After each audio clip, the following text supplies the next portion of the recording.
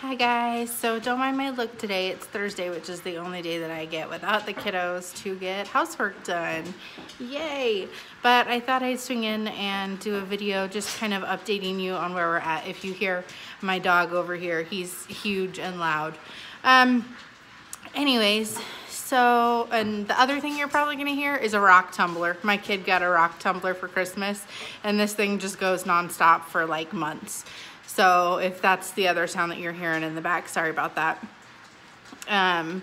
This video might be a little bit long, only because I'm sharing my frustrations with insurance and kind of where I'm at with my journey. I'm super frustrated because our insurance, we're double covered, one through state, one through county.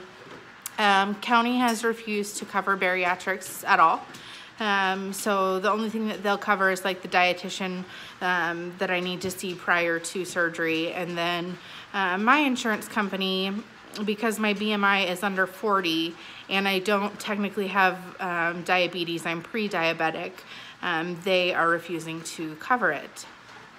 So you either have to have a BMI of 35 to 40 with diabetes or 40 and over with comorbidities such as sleep apnea, diabetes, high blood pressure, and I have sleep apnea and high blood pressure. So currently I'm writing them a grievance to try and fight the denial for coverage.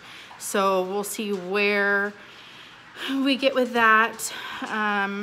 I actually, this is kind of random, but had a friend the other day say to me, well, if they're not going to cover it, why don't you just try and do it the natural way?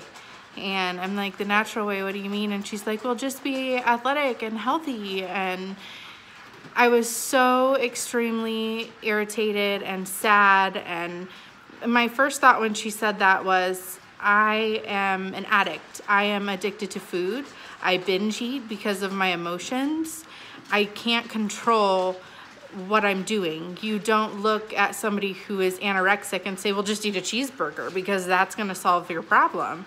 So I think the way that we look at obesity is really kind of off, to think that that's just the solution. We'll just be healthy, because if I could do that, I wouldn't be putting myself through this process. So I guess just sharing some of my frustrations there. The other thing we've been considering, if this doesn't work out, is going to Mexico.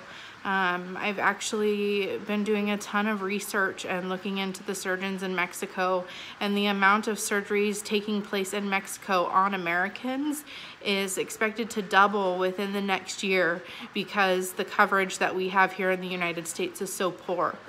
And the care is supposed to be, several people have said it's better than the care that they received in the United States, which says a whole lot to me. So I've been speaking with a doctor and his team in Mexico, just kind of trying to gather more information. And I know that some people are going to hear this and think, oh my God, this lady is crazy going to Mexico for surgery. And trust me, I had that thought too.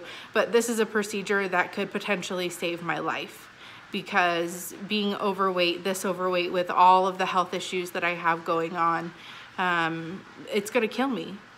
So I have a choice. My choice is to either just sit back and let the insurance company win, or go to another country who's willing to do something about it and give them about half the cost. I'm looking in the United States, it would cost about $38,000, between 20 grand and $38,000 for the procedure that I'm wanting to get done. Whereas in Mexico, you're looking between $4,000 and $7,000. So that is a huge difference. So, I mean, honestly, if you have questions or concerns, please drop them below, because I want to make sure that I'm addressing every concern that anyone could possibly have in regards to getting a surgery in a foreign country. Like I said, I have been speaking with the doctors and his intake specialists. They all have glowing reputations. I've spoken with their patients who have already had the procedure done, and not a single one has anything bad to say. So glowing reviews. But who knows, we may end up, this grievance that I file with the insurance company, I can appeal it 3 times. So I'll turn it in, see if they decide to approve it. If they don't, then I can send it in 2 more times, just to try and get the surgery itself approved here in the United States. So fingers crossed for that. But if not, we'll be going to Mexico, folks. So sorry that this video is kind of a little bit of a downer. Just definitely struggling, feeling really let down with the United States and our insurance policies and what they're willing to cover and what they're not willing to cover. I'm sure that plenty of you have had these issues or will run into an issue, unfortunately, like this. And if you have gone to Mexico, please share your experience with me. I would love to hear it. Good, bad, it doesn't matter. I'm willing to put in the research and do whatever is necessary. So thank you all for tuning in and listening. Give me a shout out if you have any questions as to what I'm going through this far, or anything that I can help you with. Just let me know. All right, I'll talk to you guys later.